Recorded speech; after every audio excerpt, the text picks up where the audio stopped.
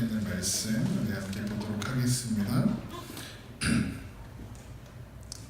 우리 함께 읽겠습니다. 그러므로 하늘에 계신 너희 아버지의 온전하심과 같이 너희도 온전하라. 아멘. 오늘 살아계신 하나님 앞에 기쁨과 감사로 예배하며 나아가시는 저와 여러분 되시기를 주님의 이름으로 축원합니다. 제가 이제 정기적으로 저희는 이제 특별히 어떤 교단에 소속되어 있거나 하지 않아서 그런 이게 정기적으로 목회자 모임 같은 게 없어요. 그래서 이제 지난번에 한번 말씀드렸던 대로 저희가 이제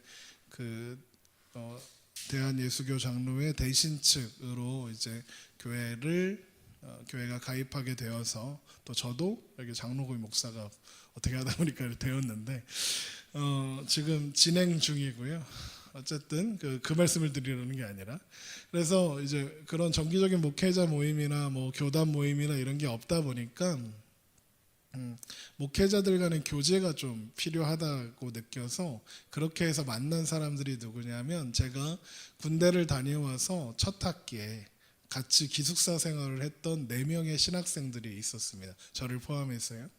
그 신학생들이 모여서 그 신학생들 중에 이제 제일 선배셨던 분이 제가 하늘소리교회를 개척하고 그 교단이 독립교회 연합회라는 사실을 알고 연락이 오셨어요. 연락하셔서 하신 말씀이 나도 독립교단인데 너는 왜 독립교단에 왔니?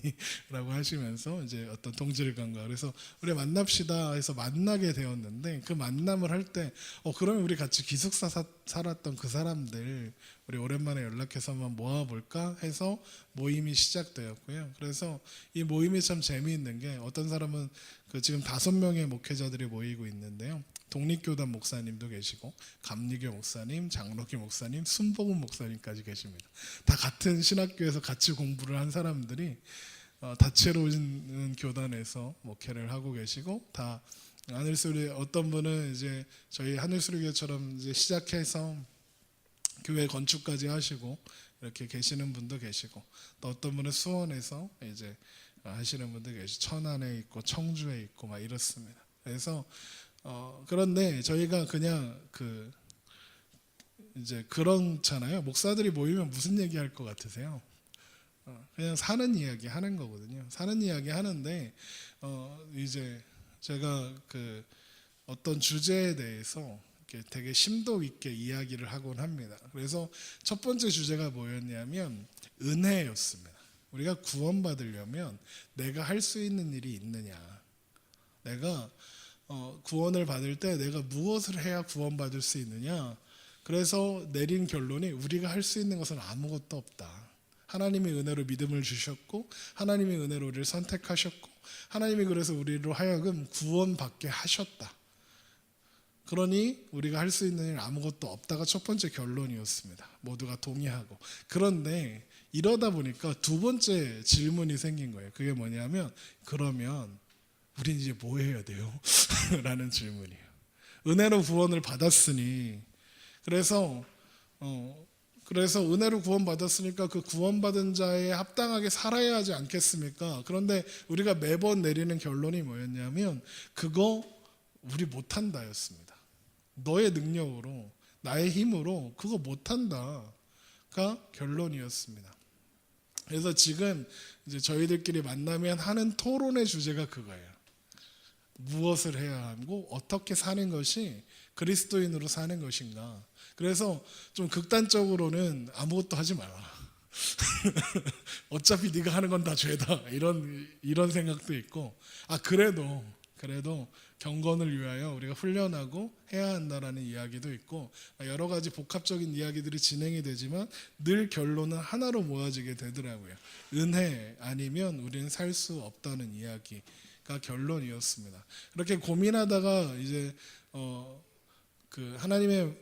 그렇게 고민할 때마다 저희가 늘 하는 얘기가 배운 신학으로 이야기하지 말고 우리 성경 가지고 얘기하자. 이거가 핵심이거든요. 그래서 이제 성경을 찾고 또 고민하고 연구하다가 이제 새롭게 또 교회 안에서 제가 그래서 몇 주 동안 우리는 할 수 있는 것이 없습니다라는 메시지를 전했던 것 기억하실 겁니다. 그래서 이제는 그러면 이제 우리가 어떻게 해야 하는가 성도들은 어떤 삶을 살아야 하는가, 그것에 대한 꼭 맞는 말씀이 무엇일까 고민하다가 찾은 말씀이 마태복음 5장 48절이었습니다. 너희 하늘에 계신 너희 아버지의 온전하신 것 같이 너희도 온전하라. 이게 예수님의 명령이거든요. 기독교 그러면 한 가지 메시지만 꼽아보세요라고 딱 생각했을 때 뭐가 제일 먼저 생각나십니까? 예수 믿으세요. 예수 믿고 구원 받으세요. 처음 듣는 사람은 구원은 10원 빼기 1원 뭐 이런 거 뭐 이렇게 묻기도 하고, 그렇게 보면 예수 믿기만 하면 구원을 받습니다 라는 이 메시지 안에 모든 복음의 핵심이 다 담겨 있긴 하지만 너무 쉬워 보입니다. 그렇지 않습니까? 불교는요, 해탈을 해야 된다고. 해탈하려면 고행을 해야 되고 막 그 108배인가 뭐 이것도 해야 되고 뭐 해야 된답니다. 방생도 해야 되고 뭐 이렇게 해야 된다고. 이슬람은 어떻습니까?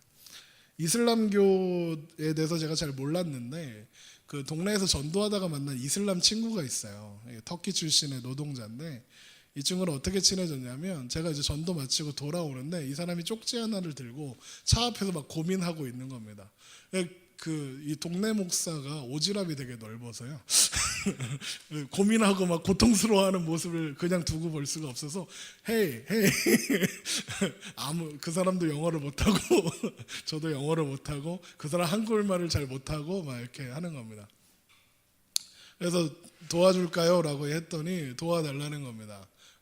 그러니까 대충 이제 막 그 바디나 일기지와 그 짧은 한국말과 영어 막 이렇게 섞어서 대화를 한 내용이 뭐냐면 이 친구가 이제 일을 하러 이제 운전을 해서 맨날 아침마다 사장이 오라는 대로 가야 하는 거예요. 그래서 사장이 뭐 3일 동안은 한 군데, 뭐 5일 동안 여기 뭐 이런 식으로 일을 하나 봐죠.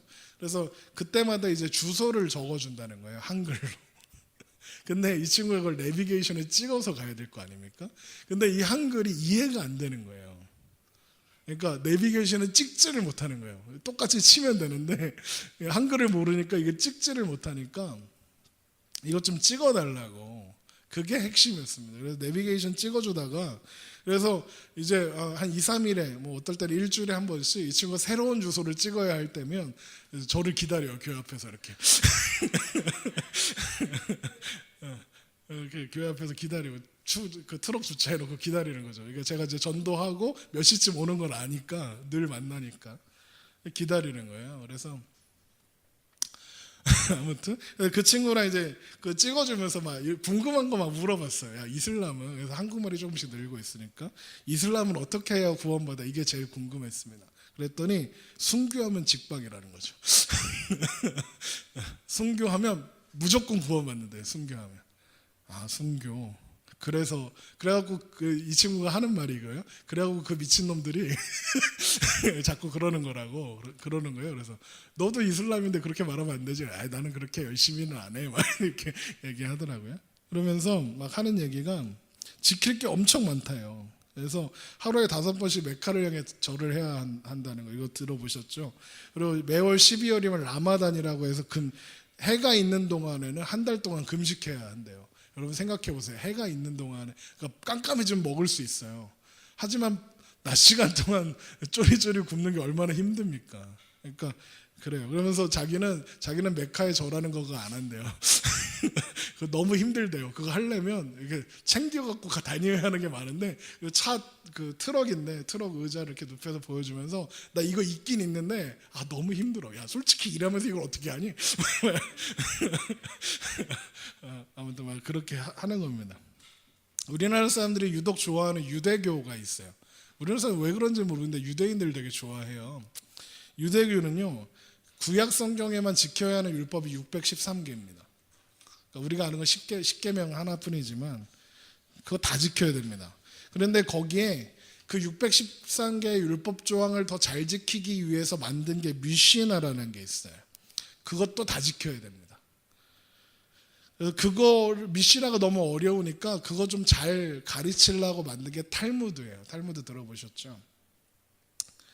대부분 다 그렇습니다. 모든 종교가 뭔가 좀 해야 됩니다. 선행도 하고 고행도 하고 다 합니다. 그런데 우리가 배운 바는 기독교는 그런 거 다 필요 없다는 겁니다. 돈으로도 못 가요, 하나님 나라. 힘으로도 못 가요. 하나님 나라. 벼슬로도 못 가요. 하나님 나라. 지식으로 못 가요. 맘 착해도 못 가요. 거듭나면 가는 나라 하나님 나라. 노래를 하고 싶지만 믿음으로 가는 나라 하나님 나라. 우리 다 배웠던 노래잖아요.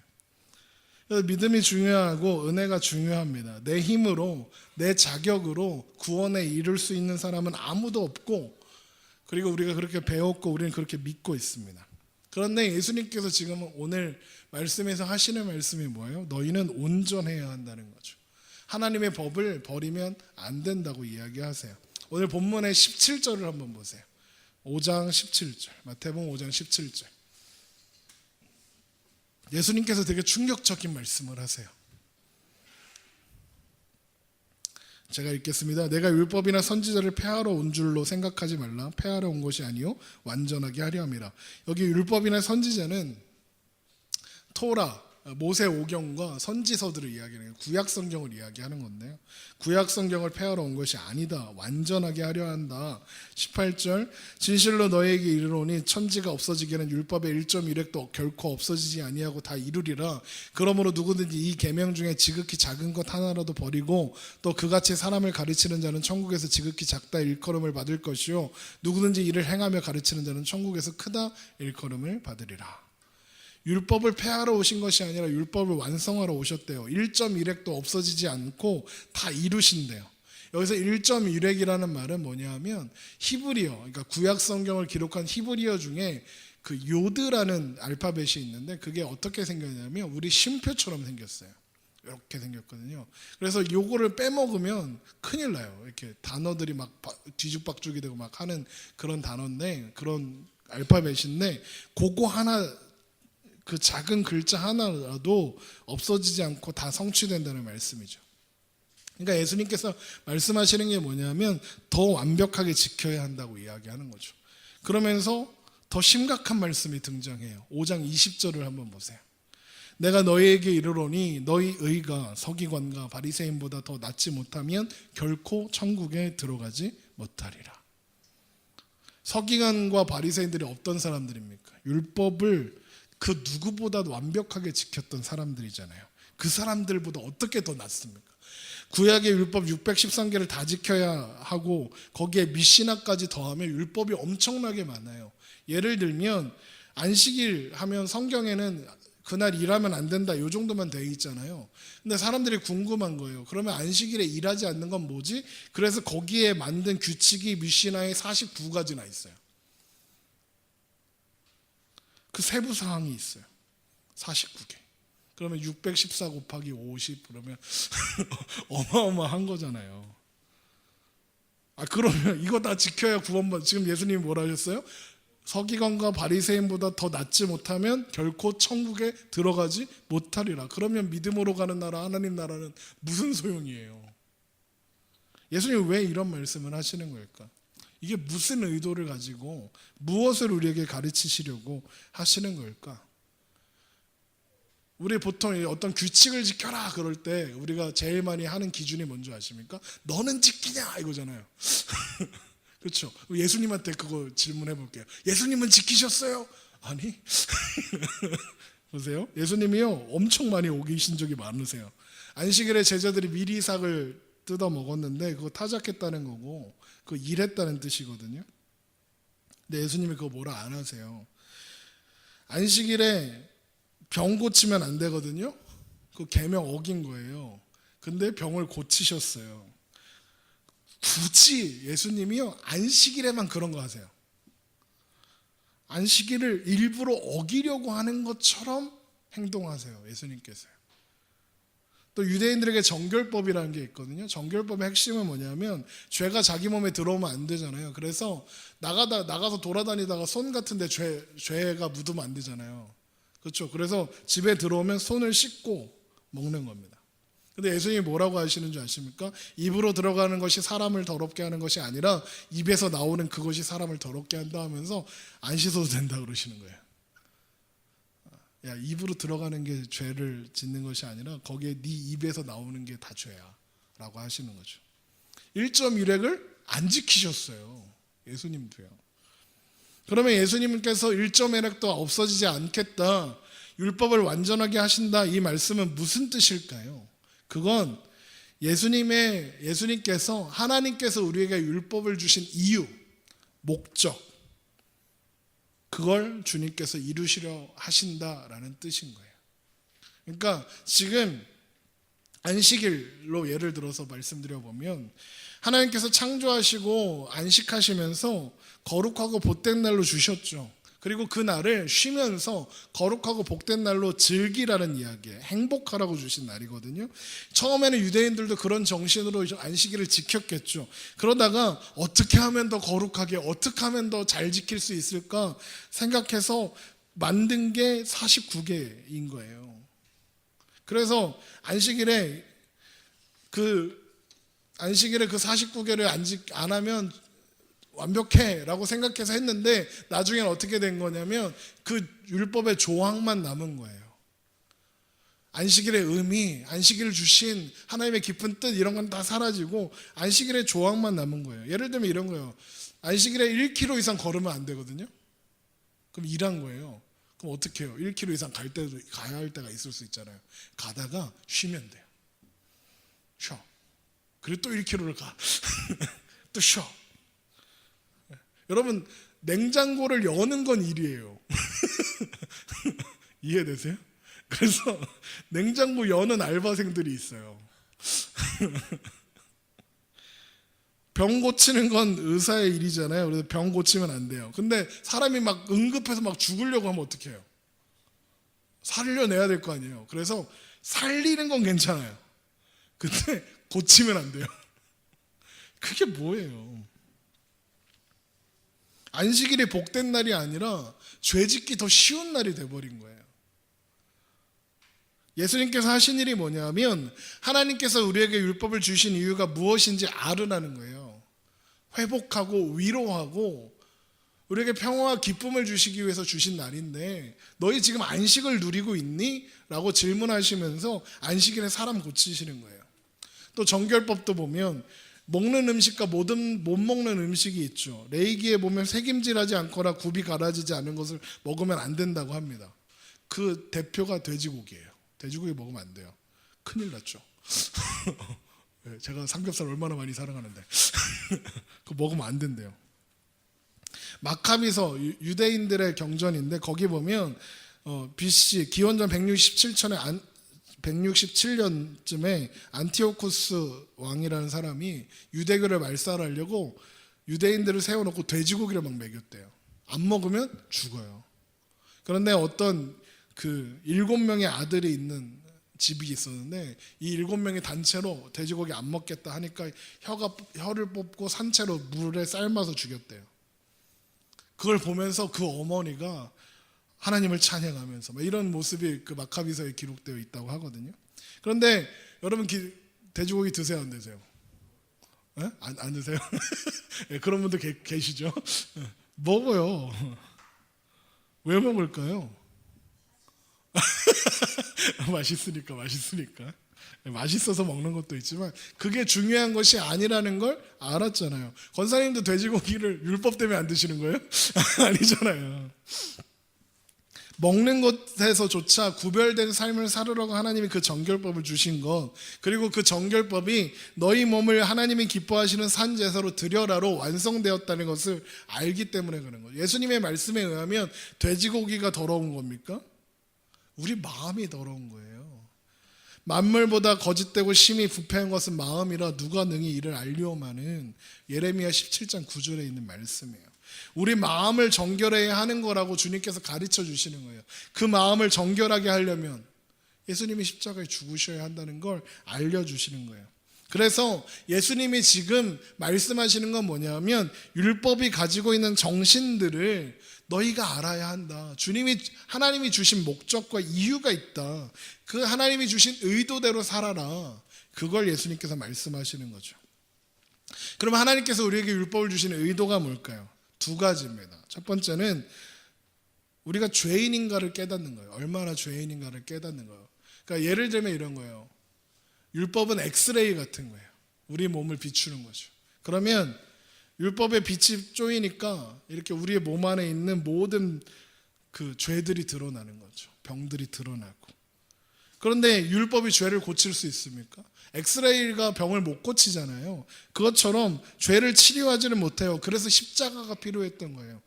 십자가는 우리의 죄를 정확하게 조준하고 태워버리는 레이저 강성 같은 거예요. 치료할 때 쓰는.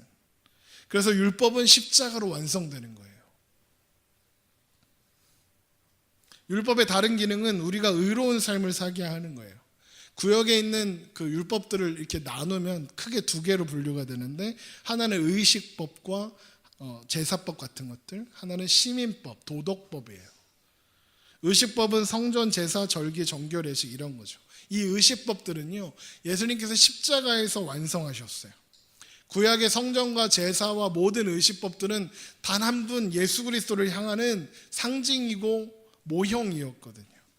제사는 인간의 죄를 대신하여 짐승이 죽는 것인데, 예수님께서 십자가에 하나님 어린 양 되사 십자가에서 죽으시고 단번에 영원한 제사를 드리셨어요. 그래서 더 이상 구약의 제사는 필요 없는 겁니다. 영원하고 완전한 것이 거기에 있으니까요. 그래서 히브리서 7장 27절에 그는 저 대제사장들이 먼저 자기 죄를 위하여고 다음에 백성의 죄를 위하여 날마다 제사 드리는 것 같이 할 필요가 없으니 이는 그가 단번에 자기를 드려 이루셨음이라 라고 말씀하고 있는 거죠. 그래서 이제 우리는 성령 안에서 하나님을 언제든지 만날 수 있습니다. 정결법도 마찬가지죠. 그리스도의 보배로운 피로 깨끗함을 받았는데 그거보다 정결한 게 어디에 있습니까? 그거보다 깨끗한 게 어디 있어요? 그래서 구약 시대에는 중요했던 제사나 성전이나 정결법 같은 것들은 더 이상 필요 없는 거예요. 그래서 정결법 안에 해당하는 율법들은 우리가 지키지 않아도 되는 거예요. 그런데 다른 하나가 뭐냐면 시민법, 도덕률이에요. 대표적인 게 십계명이죠. 십계명은 우리가 잘 아는 대로 하나님 사랑, 이웃 사랑이죠. 1, 2, 3, 4계명이 하나님 사랑, 5, 6, 7, 8, 9, 10이 이웃 사랑입니다. 우리가 의로운 삶을 사는 방법도 두 가지예요. 하나님 사랑, 이웃 사랑. 그래서 어떤 일을 하건 우리가 그 두 가지를 점검하면 돼요. 이게 하나님을 사랑하는 것인가, 이웃을 사랑하는 것인가. 이 두 관문을 통과하면 마음 놓고 해도 크게 실수가 없어요. 죄를 짓지 않을 수 있는 거죠. 여러분, 그런데요, 질문. 613가지가 쉬울까요? 두 가지가 쉬울까요? 어떤 게 더 쉬워 보이세요? 613개 지키는 게 나을까요? 하나님 사랑, 이웃 사랑 지키는 게 나을까요? 두 가지? 613가지. 613개 지키는 게 더 나아요. 왠지 아세요? 지키면 되잖아요. 근데 사랑은요, 613개 갖고 되나요? 수만 가지를, 만 가지를 해도 부족한 게 사랑이죠. 겨우 두 개인데, 하나님 사랑, 이웃 사랑인데 더 힘들고 어려운 게 사랑이에요. 사도 바울이 그 대표적인 예예요. 일찍이 사도 바울은요, 예수 믿기 전에 율법으로 완전한 자라고 했을 정도로 스스로 율법에 흠없는 자라고 자타가 공인하는 사람이었어요. 율법에 이르는 흠이 없는 자라 이렇게 했어요. 그런데 예수 믿고 나서 어떻게 됐는지 제가 말씀을 한번 읽어드려 볼게요. 예수 믿고 나서 사도 바울의 태도가 이렇게 바뀌어요. 디모데전서 1장 15절. mit보다 모든 사람이 받을 만한 이 말이요, 그리스도 예수께서 죄인을 구원하시려고 세상에 임하셨다 하였도다. 죄인 중에 내가 괴순이라. 죄인이래요, 자기가. 로마서 1장 14절. 헬라인이나 야마인이나 지혜 있는 자나 어리석은 자에게 다 내가 빚진 자라. 고린도전서 9장 16절. 내가 복음을 전할지라도 자랑할 것이 없으면 내가 부득불 할림이니라. 만일 복음을 전하지 아니하면 내게 화가 있을 것이로다. 율법으로는 의로운 흠이 없는 자라던 바울이 예수님을 믿고 나니까 나는 그냥 죄인이고 죄인 중에 괴수가 되었고 빚진 자가 되고 막 화가 미칠까 봐 두려워하는 사람이 되었어요. 왜 그럴까요? 사랑 때문에 그래요. 사랑이 비치게 만드는 거예요. 1만 가지를 베풀어도 모자란 게 사랑이죠. 사랑은요, 법조문이 아니에요. 상대방의 마음이 상할까 봐 말 한마디, 표정 하나 함부로 못하는 게 사랑이잖아요. 형제를 7번 아니라 70번씩 7번 용서해도 우리가 의롭다 할 수 없는 것이 사랑이죠. 그 형제가 내가 용서 구하는 것을 받아들이지 못하고 나와의 사랑의 관계를 회복하지 않으면 우린 계속 빚진 자잖아요. 우리가 하나님 말씀 지키기가 어렵고 선하게 살기 어려운 이유는 어쩌면 하나님 사랑이 없기 때문에 그래요.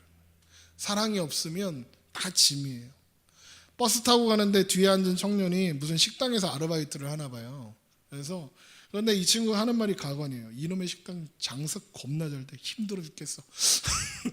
장사 좀 안 됐으면 좋겠어. 장사가 좀 안 돼야 내가 널널하지. 막 이렇게 하는 거죠. 그 얘기 들으면 누가 뒷목 잡을 것 같으세요? 사장님이 뒷목 잡는 거죠. 사장과 알바생의 차이가 뭘까요? 사랑이에요. 그렇지 않습니까? 알바생은요, 식당이 잘 되든 안 되든 상관없어요. 왜? 알바비만 받으면 되니까. 사장은요, 식당이 잘 돼야 하잖아요. 그래서 알바생이 절대 볼 수 없는 것들을 사장은 봐요. 네? 그 부목사와 담임 목사의 차이도 그렇다고 해요. 부목들은 절대 못 보는 이상한 것들을 담임 목사님들은 보세요. 내가 보기에는 똑바로 이렇게 딱 붙여놨는데 담임 목사님이 보기엔 삐뚤러요. 막 진짜 사소한 것 같고 무슨 차이겠어요? 사랑의 차이인 거죠. 사랑하면 쉬워지는 거죠. 사랑하지 않으면 힘들어요. 부모의 사랑이 그렇잖아요. 그럼 부모가 자기 물질, 시간, 간이고 쓸개고 다 내어주잖아요. 월급 주면 그거 할 수 있겠어요? 월급 받고 하면 좋겠다 이런 생각은 들지만 부모 일을 월급 주면 하겠어요? 그럼 가시곡이라는 책 혹시 읽어보셨나 모르겠어요. 가시곡이라는 책이 가시고기가 이런 곡이에요. 엄마는 알을 낳고 가요. 그러면 아빠가 먹지도 않고 그 자리에서 알을 지키는 거예요. 숨 쉬어야 되니까 그 지르너비를 열심히 부채질을 이렇게 한대요. 그러니까 먹으러 갈 틈이 없는 거예요. 그렇게 해서 알이 깨어나서 치어가 이렇게 되면 가시고기가 힘들어서 죽어요. 죽으면 새끼들이 아빠를 뜯어먹어요.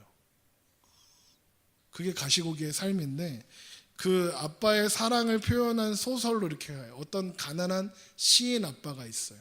그런데 그 딸이 백혈병에 걸렸어요. 아예 골수이식을 해야 되는데 돈이 4천만 원이 든대요. 아빠는 돈이 없어요. 그래서 자기 장기를 내다 팔아요. 자기 팔려고 하는데 검사하는데 간암에 걸렸대요. 그래서 그것도 못해요. 그래서 어떻게 하냐면 아빠가 각막을 팔아요. 각막을 팔아서 딸을 수술시켜요. 자기는 눈을 잃었어요. 어둠 가운데서 쓸쓸하게 죽어가는 이야기. 무엇이 자기 몸을 희생해서라도 딸을 살리고 싶게 했을까요? 그게 사랑이잖아요. 만 가지 조항도 다 필요 없는 게 사랑이잖아요. 사랑이 모든 걸 가능하게 하니까요. 예수님이 왜 이 땅에 오셨나요? 사랑 때문에 오셨죠. 십자가의 길이 얼마나 힘들고 어려운 길이에요. 그런데 주님께서 그 길이 가셨어요. 어떻게 그렇게 하실 수 있었어요? 사랑 때문에. 주님이 십자가가요, 심지어 쉽고 가볍다고 하세요. 수고하고 무거운 짐진 자들아 다 내게로 오라. 내가 너희를 쉬게 하리라. 나는 마음이 온유하고 겸손하니 나의 멍에를 메고 내게 배우라. 그리하면 너희 마음이 쉼을 얻으리니 이는 내 멍에는 쉽고 내 짐은 가벼움이라. 왜 그게 쉽고 왜 그게 가벼워요? 사랑 때문에. 십자가 가는 길이 고통스럽지 않나요? 그런데 쉽고 가볍다고 하셔요. 왜요? 사랑 때문에요. 여러분, 아이 돌보는 일이 얼마나 힘이 들어요. 세상에 엄마 아빠들이 근데 그거 하잖아요. 새벽에 애가 울면 가잖아요. 사랑하니까. 제가 지난주에 말씀드렸는데 산을 오르다가 애가 잠들어가지고 힘들어 죽겠는데 그거 안고 내려오는 이유가 뭐예요? 갖다 안 버리고 사랑이 때문에. 여러분, 사랑하면 할 수 있는 거예요. 사랑하면.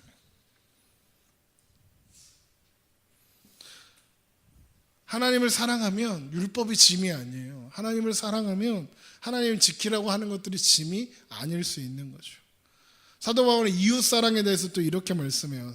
피차 사랑의 빛 외에는 아무에게도 아무 빛도 지지 말라. 남을 사랑하는 자는 율법을 다 이루었느니라.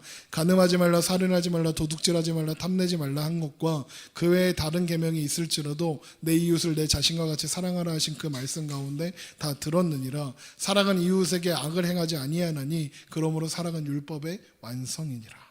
사랑이 율법의 완성이래요. 사랑하면 상대방이 뭐 잘못해도요 실수처럼 보여요.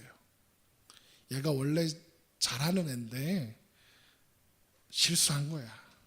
사랑하면 실수처럼 보이고 허물은 감추어주고 싶어요. 그 안에 사랑이 있으니까요. 사랑이 없으면요, 실수여도 아이, 쟤 별로야, 이렇게 돼버리는 거죠. 제가요, 뭔가 삶이 지치고 막 처음 마음을 놓칠 것 같을 때마다 찾는 곳이 있어요. 그게 어디냐면 2호선 합정역에 내리면 있는 양화진이에요. 양화진에 가면 선교사 묘역이 있어요. 거기 가면 100년 전에 경제적으로나 또 뭐 정치적으로나 위생적으로나 뭐 살기 어려웠던 한국 땅에 와서 복음을 전했던 사람들의 무덤이 거기에 있어요. 이 땅과 아무 상관없는 사람들이 이 땅에 와서 복음을 전하다가 죽어갔어요. 거기에 세워진 묘비병들을 하나하나 보다 보면 마음이 숙연해지고 감동이 됩니다.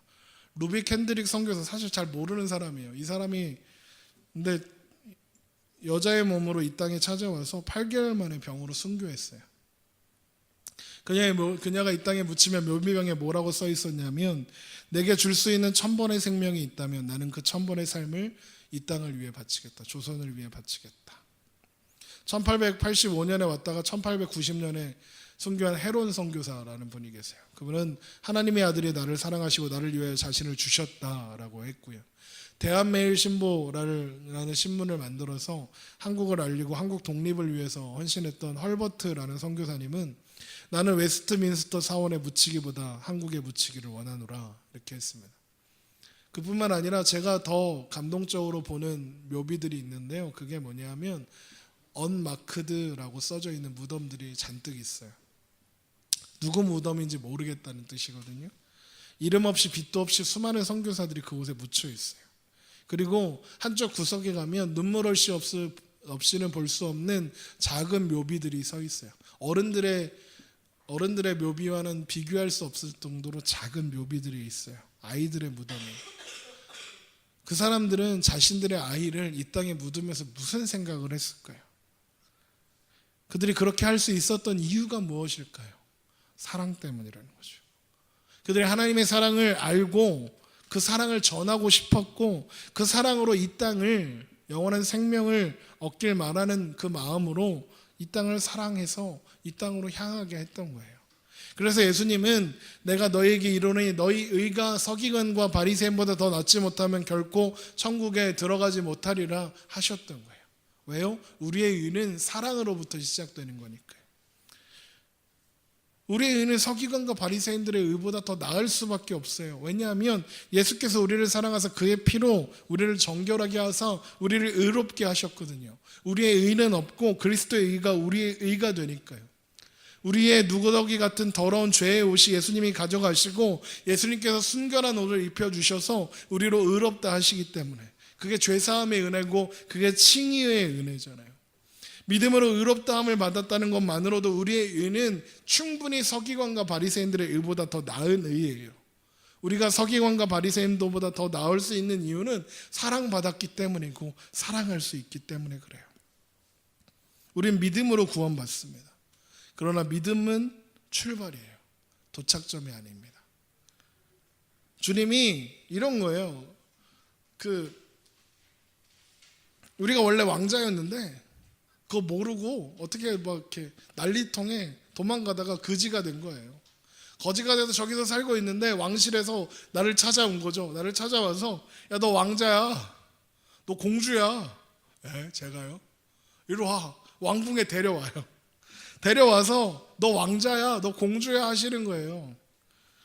왕자가 되었으면, 공주가 되었으면 가서 이렇게 구걸하면 돼요?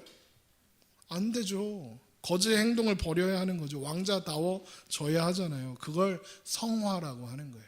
거룩해지는 거. 우리 말씀 하나 찾을게요. 고린도전서 13장 8절.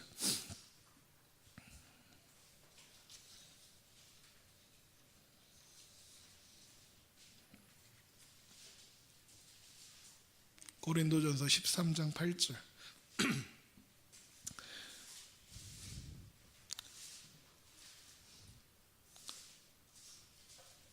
고린도전서 13장 8절입니다. 사랑은 언제까지나 떨어지지 아니하되 예언도 패하고 방언도 그치고 지식도 패하리라. 우리가 부분적으로 알고 부분적으로 예언하니 온전한 것이 올 때에는 부분적으로 예하던 것이 패하리라. 내가 어렸을 때에 말하는 것이 어린아이와 같고 깨닫는 것이 어린아이와 같고 생각하는 것이 어린아이와 같다가 장성한 사람이 되어서는 어린아이의 일을 버렸노라. 우리가 지금은 거울로 보는 것 같이 희미하나, 여기서 거울로 보는 것 같이 희미하다는 것은 당시 거울이 청동 거울이에요. 지금 우리 거울처럼 잘 보이는 게 아니라 청동 거울이라서 잘 안 보여요. 그래서 희미하다고 하는 거죠. 그때에는 얼굴과 얼굴을 대하여 볼 것이요 지금은 내가 부분적으로 아나 그때에는 주께서 나를 아신 것 같이 내가 온전히 알리라. 그런즉 믿음, 소망, 사랑 이 세 가지는 항상 있을 것인데 다 같이 그 중에 제일은 사랑이라. 하나님이요, 우리가 어린아이의 것을 버리고 장성한 사람이 되기를 원하세요. 온전한 사람이 되기를 원하신다고요. 하늘에 계신 너희 아버지의 온전하신 것 같이 너희도 온전하라 말씀하신다고요. 하나님 완전하시니까 우리도 완전하라고. 하나님의 그 사랑으로 우리를 선택하셨고, 그 사랑으로 우리를 구원하셨고, 그 사랑으로 이제 우리를 온전하게 하시고자 하는 거예요. 우리가 하나님의 자녀인데요, 자녀가 아버지를 닮은 사람이 되기를 바라는 것은 아버지로서 당연한 기대잖아요. 하나님은 우리가 서기관과 바리새인들보다 못하길 원치 않으십니다. 하나님을 닮은 사람들이 되길 원하세요. 이것이 주님이 우리를 향하신 부르심이에요. 그리고 말씀하시는 거예요. 너 그런 존재야 라고 말씀하시는 거예요. 포도나무에 가지가 붙어 있는 것처럼 우리가 하나님 안에 붙어 있어요. 그래서 우리가 그냥 사랑할 수 있는 존재로 만들어진 거예요. 그 부르심을 따라서 단순히 믿고 구원받는 어린아이 같은 신앙이 아니라 하나님의 깊으신 뜻과 기대로 우리 안에서 일하고 계신다는 그 사실을 믿고 아버지의 온전하심이 우리 안에 채워지고 그로 말미암아 아버지를 닮아가는, 그리고 그 핵심은 사랑임을, 사랑은 여전히 사랑이니까 그 사랑을 우리 마음에 담고 가는 거예요. 제가 늘 말씀드리죠, 100% 완벽한 걸 구하는 게 아니라고요.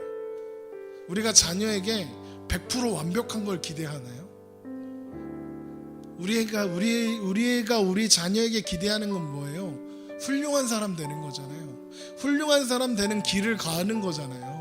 그 훌륭한 게 어떤 직업을 가졌기 때문이 아니라 그 아이가, 자녀가 정직하고 하나님 뜻 안에서 자신의 꿈을 찾고 하나님께서 원하시는 그 비전을 이루어가며 하루하루 살아가는 거잖아요.